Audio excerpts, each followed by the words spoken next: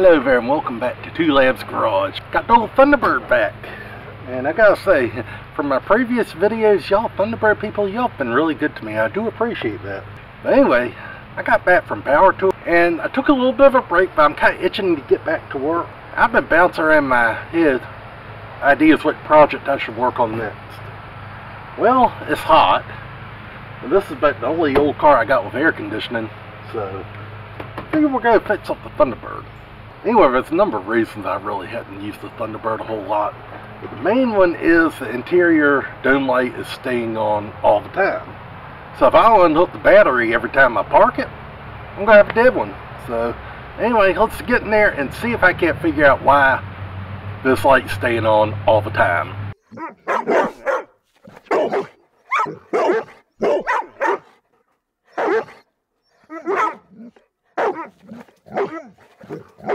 Alright, so future me interjecting real quick.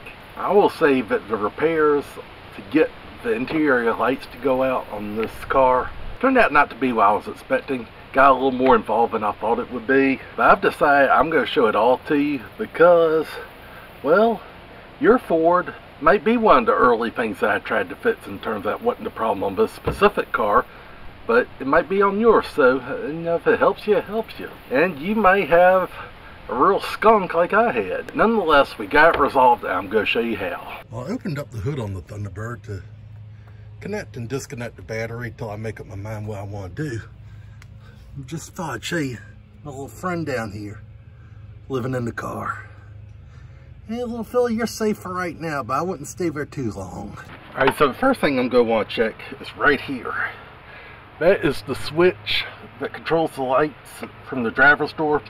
Of course, the driver's door gets more wear, tear, and abuse than anything else, so I consider that to be the likely culprit. The other thing is these are reproduced, so I'm really kind of hoping that's my problem. There's a little better picture of it.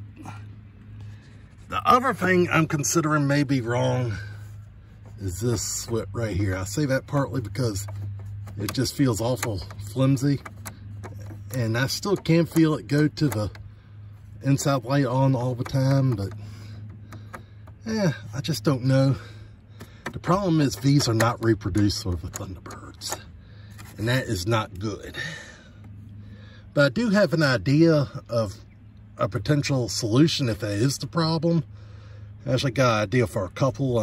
One I like, one I'd rather not do, but we'll see what I gotta do. Let's see what we got here. Ooh. Yeah, she's 15. Alright. Not a whole lot to getting that out.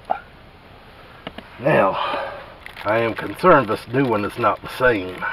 But I'll find out. Well, maybe it is. I just gotta figure out how to move this down. The connectors are the same. I'm gonna try something real quick. Here's the old switch, here's the new switch. And as you can see, the distance here is much different on the new one than the old one. But that's actually easy to change. It's too stiff just to do it with your fingers. So what I do is I take a 11mm deep well socket, put it over the wire connector in, and that'll just touch the threads. Put that in the bench vise, just slowly crank it down. Now there's not that much pressure on it, so you're not going to harm the switch doing this. Just hold your other one next to it that was the right length.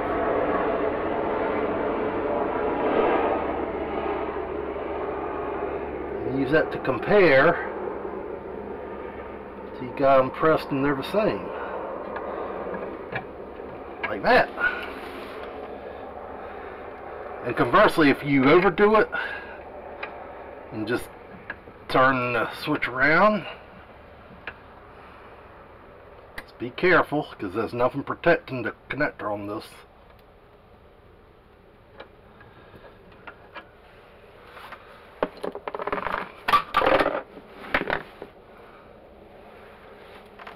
There you go. They're the same now.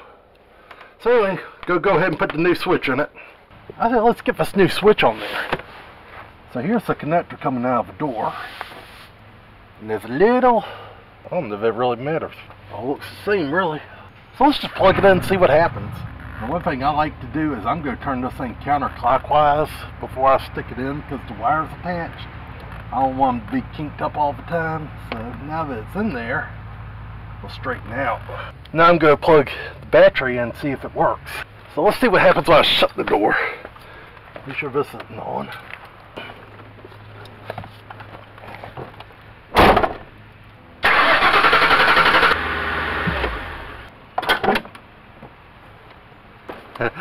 Bad news, that didn't solve it, but if you need to know how to change these out, now you know. I'm going to go ahead and try the passenger side, which is just going to be the same thing. But so I'm going to show you a way to test these switches with a meter. I got one from the passenger side. Notice I got a vice grip. That is to lock it down, because when the door is open, you should be able to get current everywhere. You should have continuity everywhere. When the door is shut, it should be broken. And I have tried to do this holding the switch shut and doing the probes. Yeah, that's why we're on a vice grip. Alright, so this one's working. So anyway, I'm going to keep these for spares. Alright, so I've got the steering wheel tilted down. It's been a while since I took this out, so I gotta remember how it's done. Yeah, it looks like either 8mm or 5/16. Nuts that hold this in, probably the rest of the clips are broken because it's been off several times. That's the bad thing about a 90s car when it outlives its life expectancy. So much of the stuff is plastic. With heat and age and whatnot, it just crumbles and breaks. Where on like a 60s, 50s car and all that, it's metal, it holds up even when it's so far past its intended life. 70s cars for the most part are kind of like a 60s cars. 80s is when you really get into a mixture of plastic and metal and you'll know what's what. In fact, on a little side note, my 80 Ford F100, that thing's got both standard and metric fasteners from the factory. Keeps you guessing. 7mm. I don't know many times I've had to use one of them. It's kind of uncommon, I think. I don't know. But then again, I don't mess with a whole lot of newer stuff that takes metric, so.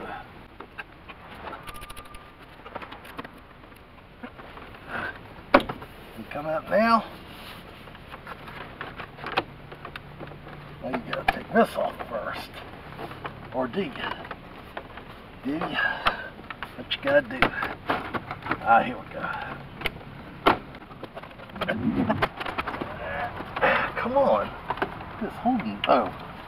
Damn defrogger switch. Daggone, this is cracked. I need a new one of them. Sad. Oh, looks like about 3/4. I didn't know that was cracked. That's really disappointing. But nonetheless, we can get in here and figure this out. Alright, 3/4 inch deep well. Takes that right off. Daggone. Set this all aside. Now, this just slid right out. Now this is where it's going to start to get interesting. Looks like this has been taken out before because it's cracked, but maybe just sun-baked like everything else. Alright, this actually gives me a little glimmer of hope here. I want to get a better understanding of the switch and how it works. Well, look what showed up at the local pick and pull. Yeah, when I said that there weren't any in the junkyards locally, I wasn't lying. One showed up. So anyway, we got a 95 here. And you're older than mine. But looky there. Looky there. Somebody already did the hard work for me too, so go ahead and just get in here and try to see if I can't get this thing out. Means I'll have to put my phone down, but I think we're in luck. Jackpot. Yeah, I went ahead and took the wiring harness too, just in case. I see this one's got 2 more wires than mine had, but that should be fine. We'll figure it out. But hopefully this switch will resolve my problems. So go ahead and get it in here, see what happens. All right, so we got it in. Let's find out what happens. All right, so this ain't good. Something is definitely going on with the wiring itself. Or this switch is just as bad as the other one, because that should be off by now. Alright, so the situation we got now is I changed the switch out, light stayed on. I do notice that when I go to click it to the dome light thing, it does brighten up just a tad. So that means it thinks the doors are open all the time. What I'm tripping on is why. There's something just not right.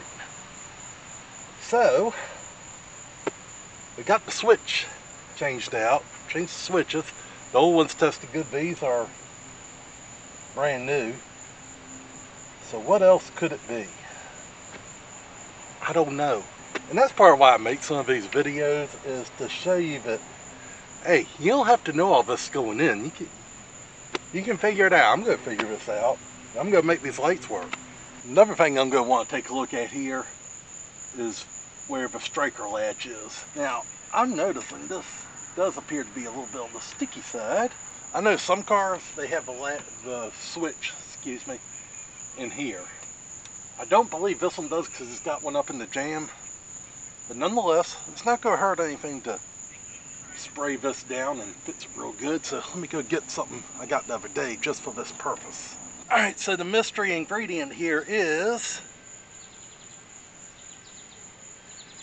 if this works, if this is all it takes to fix this, I think I'm going to cry.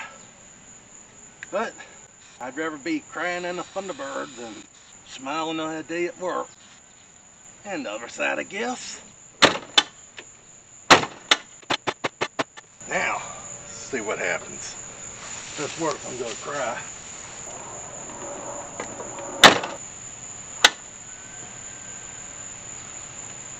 Never have I been so relieved something didn't work. Alright, I'm going to bring y'all in here real quick, show you a couple things. This is something I kind of forgotten about. Years ago, I had a keyless entry put on here. And that's, oh god, that was probably 2011, so 12 years ago.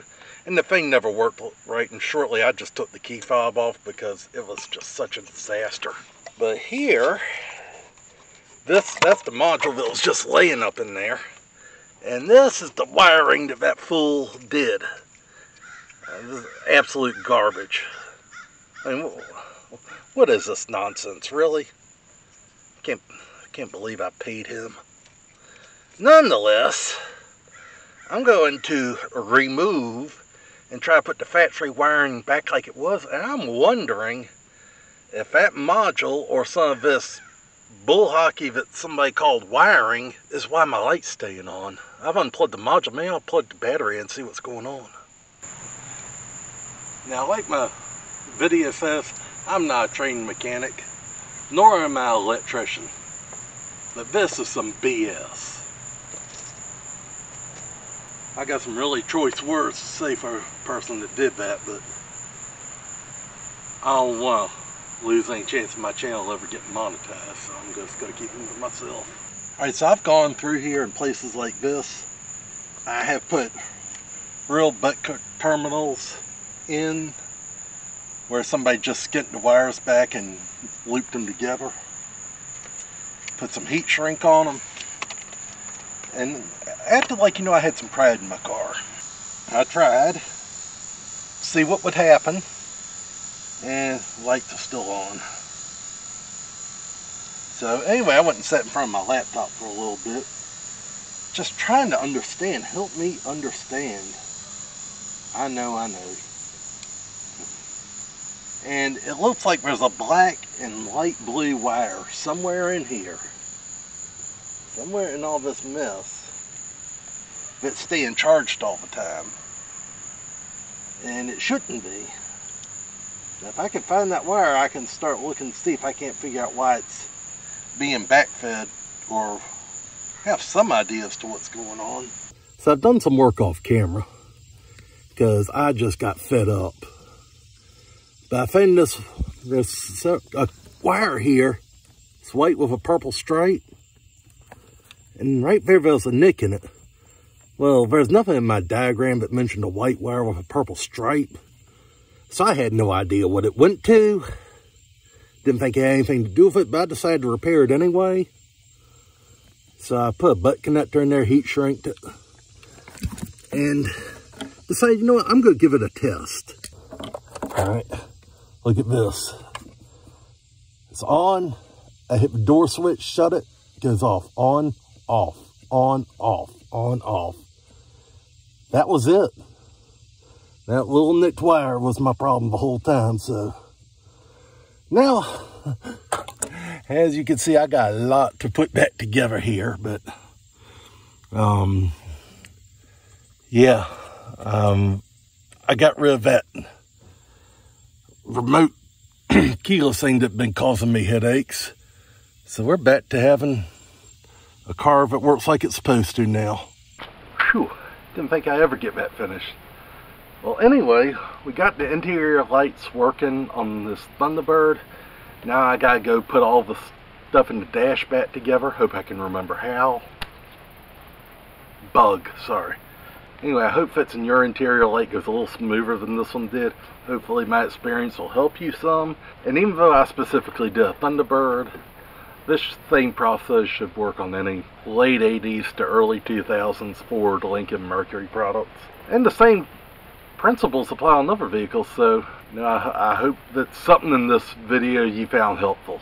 I got some more stuff coming up on this Thunderbird I want to do. More videos coming out on that. Also behind the camera, there's my 80 Dodge pickup. Been working on some stuff with that. Hopefully have a video out for that soon. And I got several other vehicles that, well, they'll be on the channel sooner or later. So go ahead and hit the subscribe button so you don't miss anything. Like this video, it helps me out a lot. Tell your friends about it. I use all the help I can get trying to get this channel bigger and better than ever. So until next time, go ahead and take care of yourself, take care of your projects, take care of each other. God bless you. I'll see you again soon at Two Labs Garage. Have a great day.